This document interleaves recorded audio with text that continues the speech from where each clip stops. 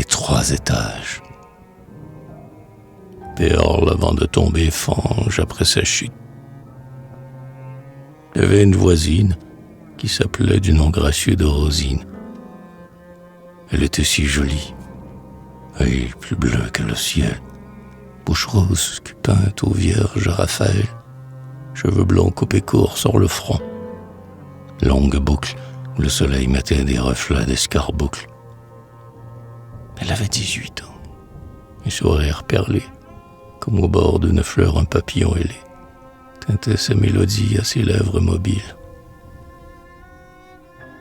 Elle avait la fraîcheur d'un lac au flot tranquille, où le ciel semble entrer. Nul ne pouvait la voir sans l'aimer. Les passants, du matin jusqu'au soir, la voyaient travailler à son 3e étage, rieuse et belle avec son modeste corsage. Un lit, puis une table et 2 chaises de bois formaient l'ameublement de ce nid sous les toits. Quelques lys rayonnaient au bord de la fenêtre, où l'aurore en riant et pleurant venait naître, et la Vierge et les fleurs confondaient leurs parfums. Dans un coin, souvenir de ses parents défunts, la chaste enfant gardait sur une vieille armoire, tout jauni par les pleurs, un crucifix d'ivoire, pauvre et nu qui veillait sur sa virginité. Étant honnête et simple, elle avait la gaieté, et tandis que ses doigts jouaient avec l'aiguille, sa chanson s'envolait aux oiseaux, sa famille, les invitant par grâce à venir l'égayer, ou partager sa chambre et son pain sans payer. Là que vraiment cru retrouver Marguerite, son rouet, ses fleurs et sa branche bénite. Elle offrait au bon Dieu son cœur et son travail, lorsque la lune ouvrait au ciel son éventail, que les nuages blancs entouraient de leurs franges, puis s'endormait heureuse. Et, dans la nuit étrange, les rêves voltigeants plis de ses rideaux égayaient son sommeil comme un essaim d'oiseaux. Ah, que vous êtes bien là-haut dans la mansarde, plus près du ciel d'azur et de Dieu qui nous garde.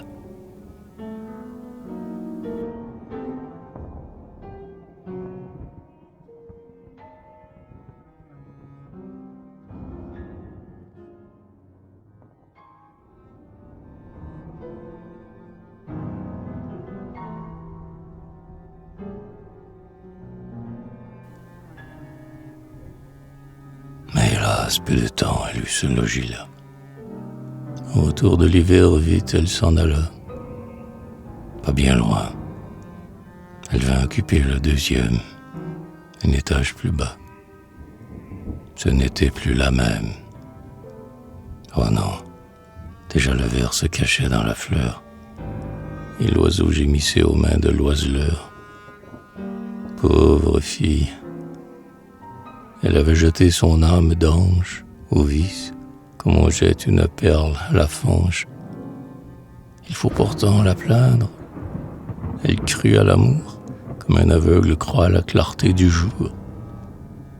On lui dit qu'elle était d'une beauté divine, et qu'on voulait l'aimer, elle, pauvre orpheline, pour combler dans son cœur les vides de la mort. Sur le chemin du mal, on l'entraîna si fort. Le piège fut si bien dérobé sous les roses, et les baisers si doux pour ses 2 lèvres roses, que sa pauvre vertu ne sut pas résister. Donc au 2e étage, elle vint habiter. La Vierge pure était à présent la grisette. Elle quitta bientôt sa modeste toilette. Plus de mouchoirs de laine et plus de bonnets blancs, mais un petit fichu qu'on noue avec talent, un chapeau gracieux et des robes de soie. Et malgré tout cela, pour elle plus de joie. Elle essayait encore de travailler le jour, et puis la nuit venait, nuit de chant et d'amour. Ainsi pendant 6 mois coula son existence. Portant sa pensée au jour de son enfance, elle avait bien des fois de déchirants remords, en ayant souvenir de ses vieux parents morts, lui répétant jadis d'être honnête sans cesse, qui, s'ils vivaient encore, maudiraient leur vieillesse. Elle songeait aussi, les yeux de pleurs rougis, à son ancienne chambre, humble et chaste logis, et disait: j'étais mieux là-haut dans la mansarde, plus près du ciel d'azur et de Dieu qui nous garde.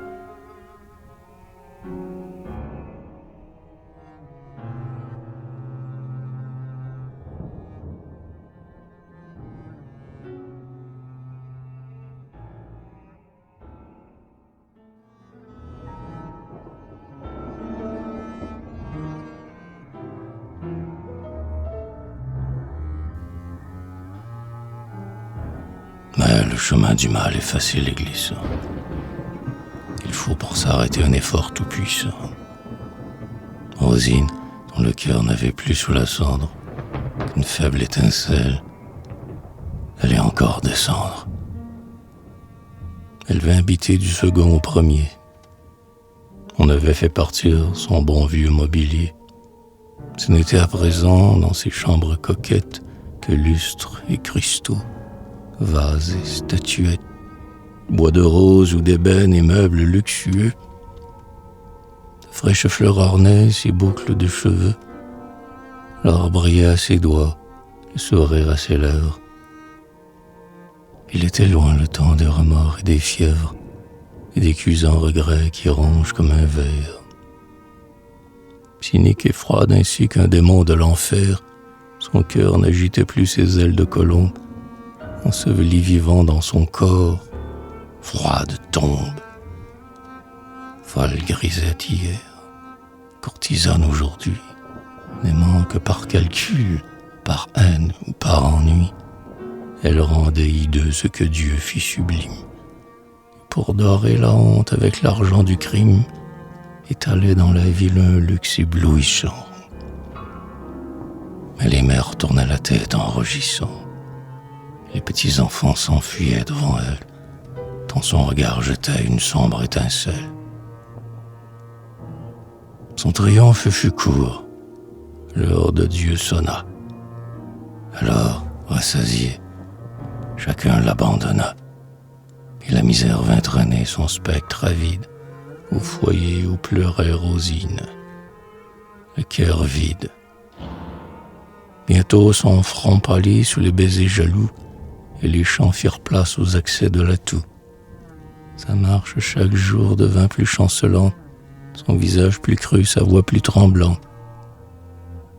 L'automne allait finir. Les arbres dégarnis étaient déjà tombés, les feuilles et les nids.